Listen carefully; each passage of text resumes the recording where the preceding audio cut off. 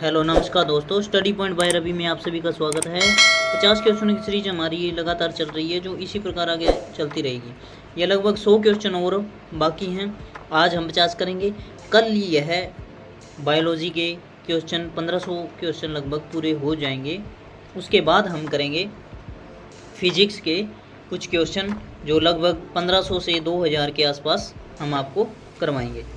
तो बने रहिए हमारे साथ और हमारे चैनल के साथ जुड़े रहिए। और जिस किसी ने भी हमारे चैनल को सब्सक्राइब नहीं किया है तो वह प्लीज़ हमारे चैनल को सब्सक्राइब करें, ताकि हम जो भी वीडियो आपको प्रोवाइड कराएं सबसे पहले आप तक वह वीडियो पहुंच सके और आप उस वीडियो का भरपूर आनंद उठा सकें।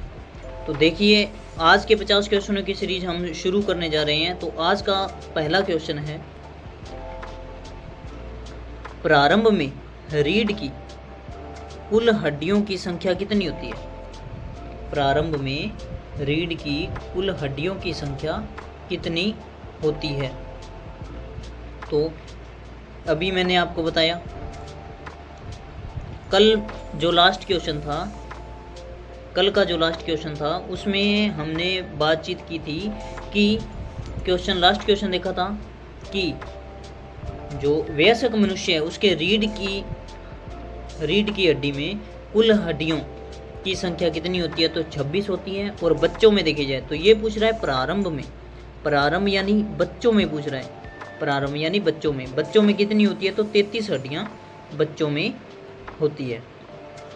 तो इसका सही आंसर होगा ऑप्शन बी, इसका करेक्ट आंसर होगा। नेक्स्ट क्वेश्चन देखिए, मनुष्य के सिर में कुल हड्डियों की संख्या कितनी होती है? तो मनुष्य के सिर में कितनी हड्डियां होती हैं? इसमें 29 हड्डियां होती हैं, जो खोपड़ी और मध्य कान और हायोइड हड्डी होती है, उनको मिला करके टोटल 29 हड्डियां बनती हैं। तो देखिए, इसका सही आंसर होगा 29। ए ऑप्शन इसका सही आंसर होगा। तो देखिए, 23 जो हड्डियां होती है वह तो होती है खोपड़ी की और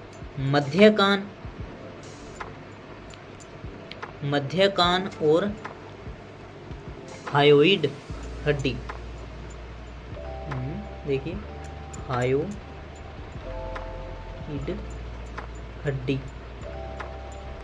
हड्डी के समेत यह लगभग 29 हड्डियां हो जाती हैं। तो नेक्स्ट क्वेश्चन देखिए, बाल्यावस्था में हड्डियों की संख्या कितनी होती है? बाल्यावस्था में हड्डियों की संख्या कितनी होती है? तो यह लगभग 208 के आसपास होती है। तो इसका सही आंसर होगा 208। ऑप्शन सी इसका सही आंसर होगा 208। नेक्स्ट क्वेश्चन देखिए, मनुष्य के शरीर में हड्डियों की कुल संख्या कितनी होती है? मनुष्य के शरीर में हड्डियों की संख्या कुल कितनी होती है? तो हड्डियों की संख्या ऑप्शन बी इसका सही आंसर होगा 206 हड्डियां होती हैं। नेक्स्ट क्वेश्चन देखिए, निम्न में से कंकाल तंत्र का क्या कार्य होता है? कंकाल तंत्र है जो हमारे शरीर का कंकाल तंत्र है, हड्डियों का जो ढांचा होता है उसे कंकाल तंत्र कहते हैं।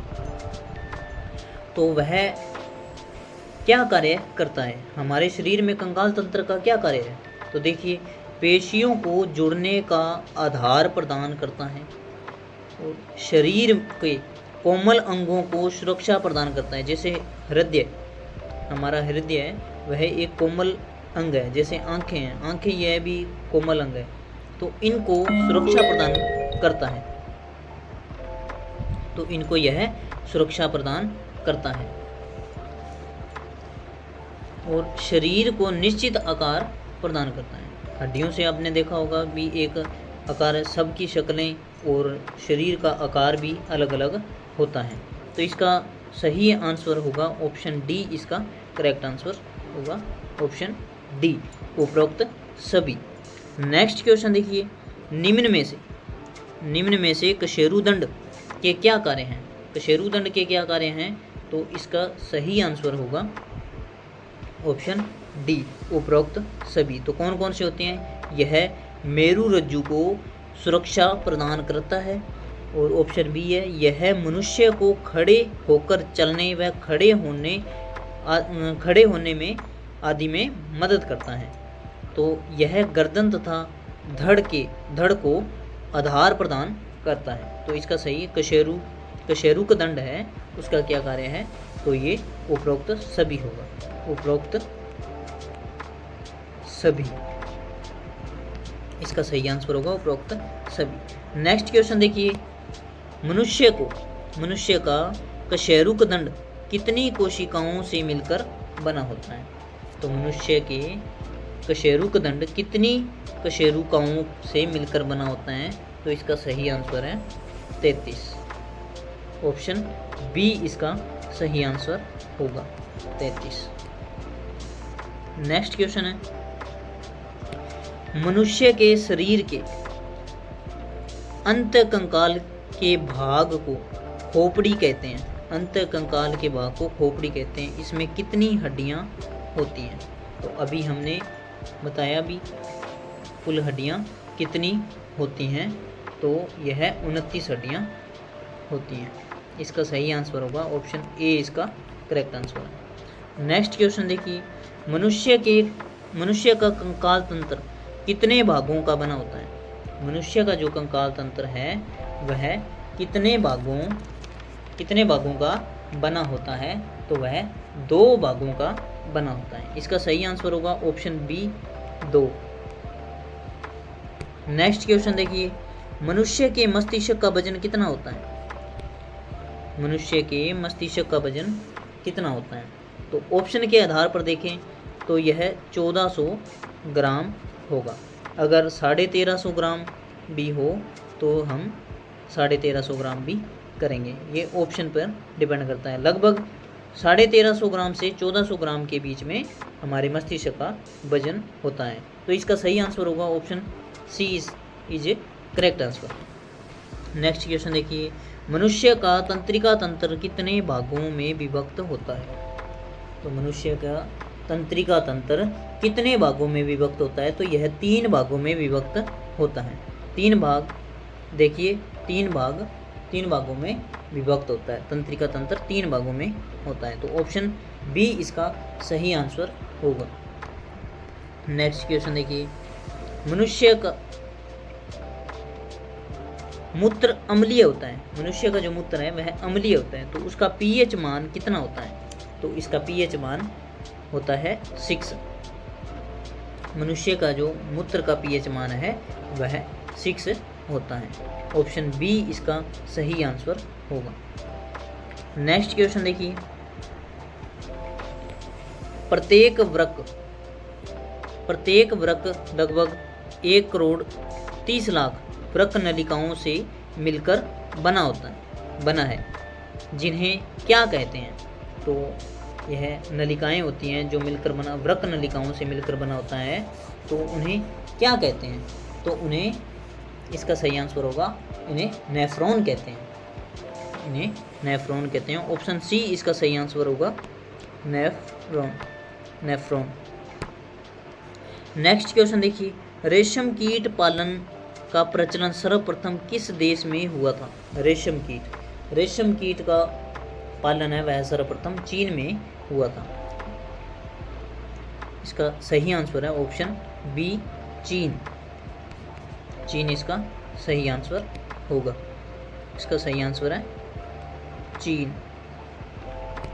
नेक्स्ट क्वेश्चन देखिए, शुद्ध शहद सुरक्षित रह सकता है तो कुछ माह तक, कुछ दिनों तक, कुछ वर्षों तक या हजारों वर्षों तक? तो शुद्ध अगर शहद है तो वह हम हजारों वर्षों तक सुरक्षित रख सकते हैं। तो इसका सही आंसर होगा ऑप्शन डी, इसका करेक्ट आंसर होगा।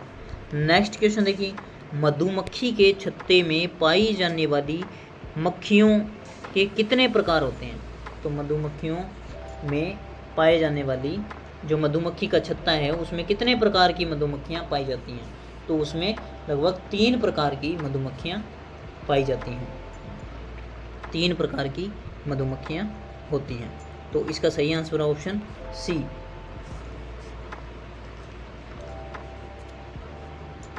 इसका सही आंसर है ऑप्शन सी।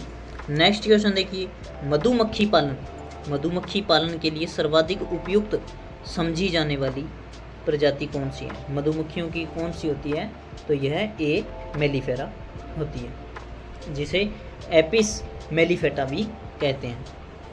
इसका सही आंसर होगा ऑप्शन सी। इसका सही आंसर है ए मेलिफेरा,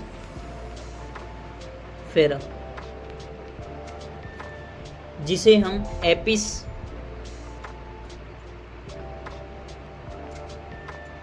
एपिस मेलिफेटा भी कहते हैं।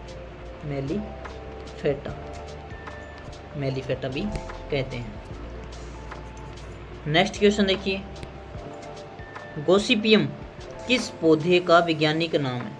गोसिपियम किस पौधे का वैज्ञानिक नाम है? तो इसका सही आंसर होगा कपास।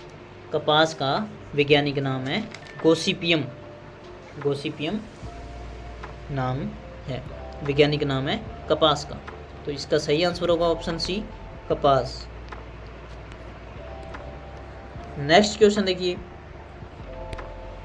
अश्वगंधा तथा अफीम के पौधों के किन भागों से औषधीय महत्व के पदार्थ प्राप्त किए जाते हैं? तो मतलब अफीम और अश्वगंधा है पौधे हैं, यह औषधियों के रूप में भी उपयोग में लाए जाते हैं। तो यह कौन सा पदार्थ काम में आता है? तो इसका सही आंसर होगा इसके मूल तथा कच्चे फलों का दूध। मूल तथा कच्चे फलों का दूध। इसका सही आंसर होगा ऑप्शन बी। ऑप्शन बी इसका सही आंसर होगा, ऑप्शन बी। नेक्स्ट क्वेश्चन देखिए, इमारती काष्ठ वृक्ष का कौन सा ऊतक होता है? इमारती काष्ठ का वृक्ष है, वो कौन सा ऊतक होता है? तो उसका सही आंसर है द्वितीयक जाइलम। द्वितीयक जाइलम होती है, द्वितीयक जाइलम। इसका सही आंसर होगा ऑप्शन ए। नेक्स्ट क्वेश्चन देखिए, निम्न में से कौन सा पादप तेल उत्पादक नहीं है? तो इसका सही आंसर है अरहर। अरहर, ऑप्शन बी इसका सही आंसर होगा, अरहर। नेक्स्ट क्वेश्चन देखिए, पादपों की आर्थिक महत्व की दृष्टि से अध्ययन की शाखा क्या कहलाती है? अध्ययन की शाखा क्या कहलाती है? तो आर्थिक वनस्पति विज्ञान कहलाती है। तो इसका सही आंसर होगा ऑप्शन ए।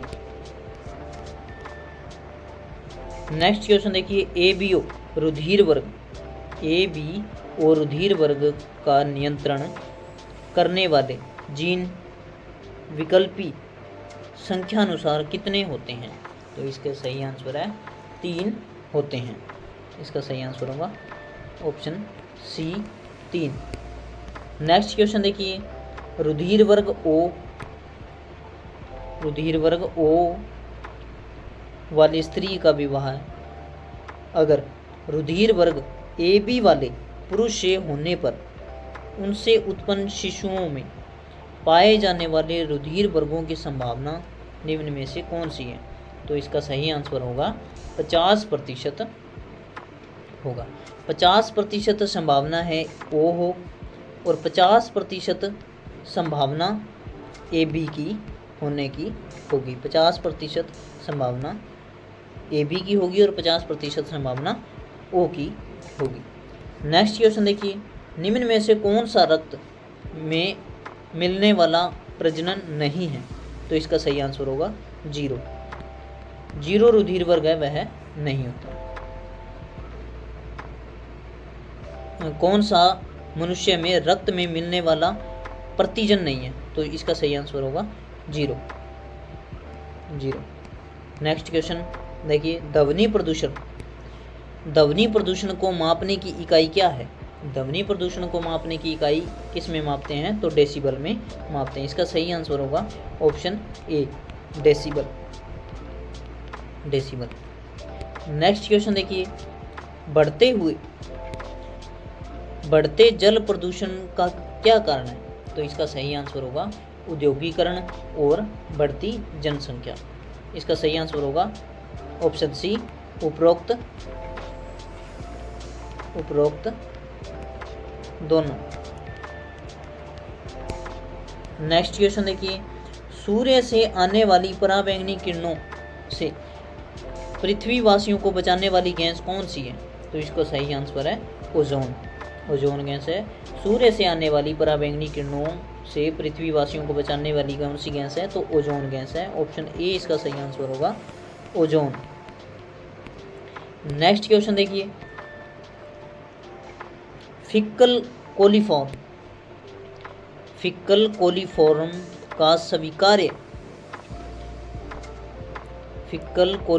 का स्वीकार्य मात्रा कितनी होनी चाहिए?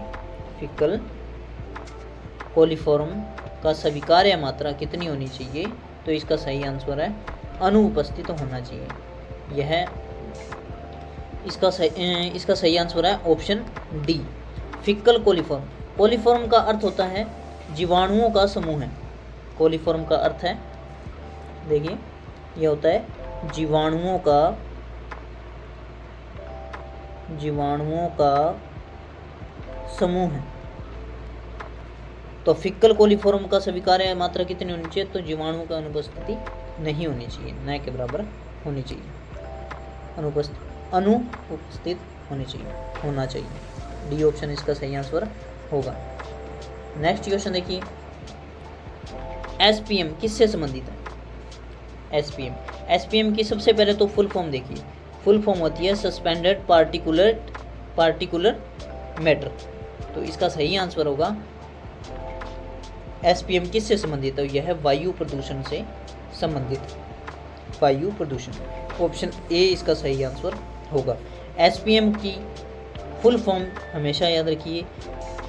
तो इसका सही आंसर, इसका फुल फॉर्म होगी suspended particular matter.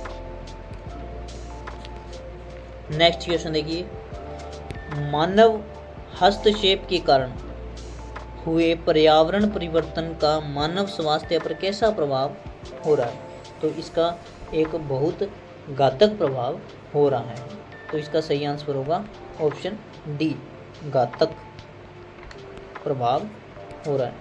Next question देखिए, मार्च 2005 में चिन्हित एड्स रोगियों की संख्या कितनी थी? मार्च 2005 में राज्य में चिन्हित एड्स रोगियों की संख्या कितनी थी? तो इसका सही आंसर होगा 1284। 1284 हो गए। यह कौन से राज्य में? यह महाराष्ट्र राज्य में महाराष्ट्र राज्य में थी। और 2022 की रिपोर्ट के अनुसार भारत में एड्स के रोगियों की संख्या कितनी थी? तो यह थी 24.01 लाख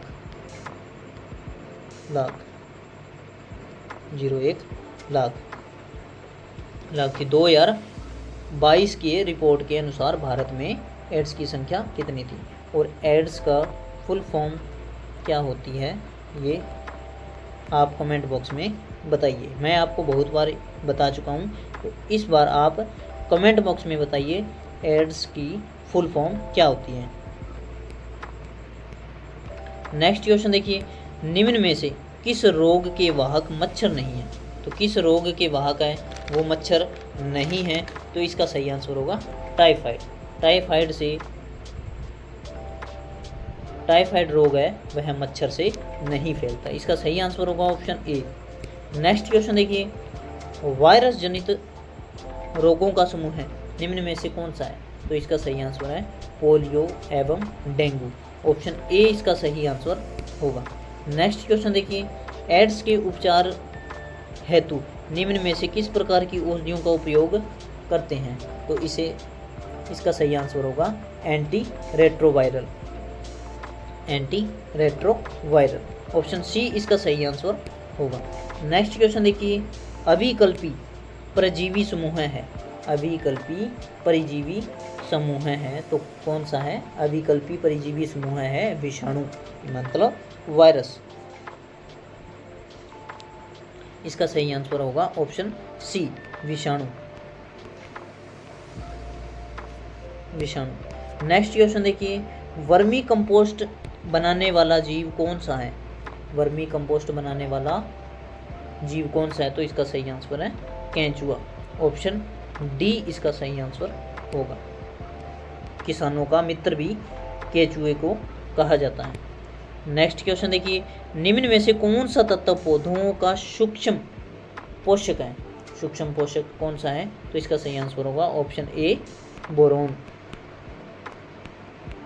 बोरोन, बोरोन इसका सही आंसर होगा।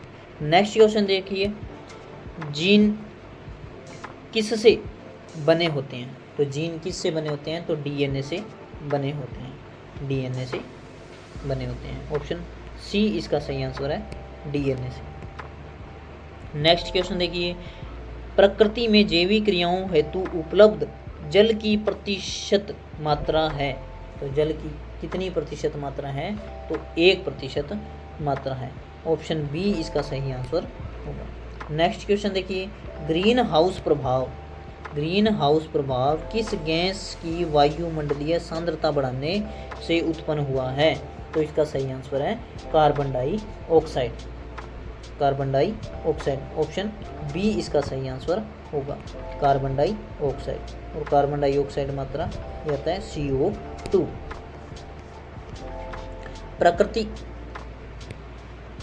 प्रकृति में ऊर्जा का प्रमुख स्रोत क्या है?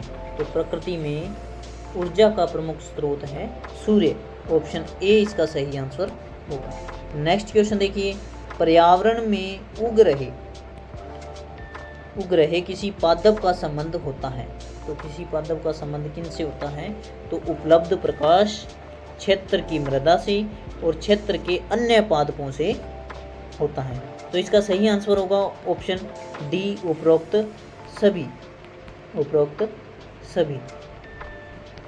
नेक्स्ट क्वेश्चन देखिए, जीवाणुओं में उपस्थित उपरोक्त वर्तुल डीएनए को क्या कहते हैं? डीएनए को क्या कहते हैं? तो इसे कहते हैं प्लाज्मिड, ऑप्शन ए इसका सही आंसर होगा, प्लाज्मिड,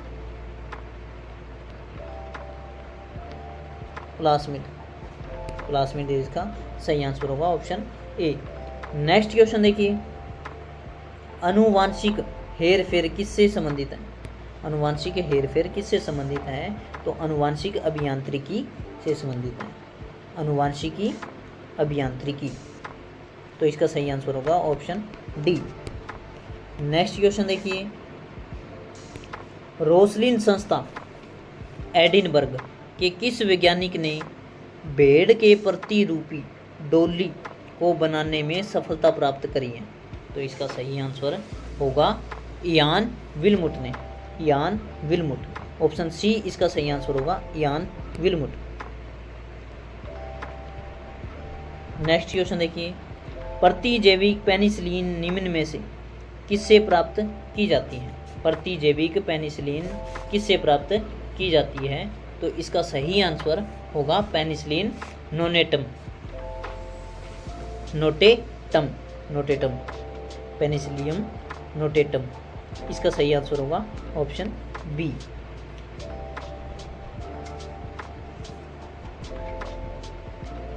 ऑप्शन बी इसका सही आंसर होगा।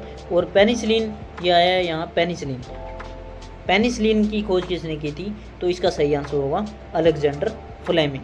पेनिसिलिन की खोज की थी अलेक्जेंडर फ्लेमिंग, और कब की थी? 1928 ईस्वी में की थी।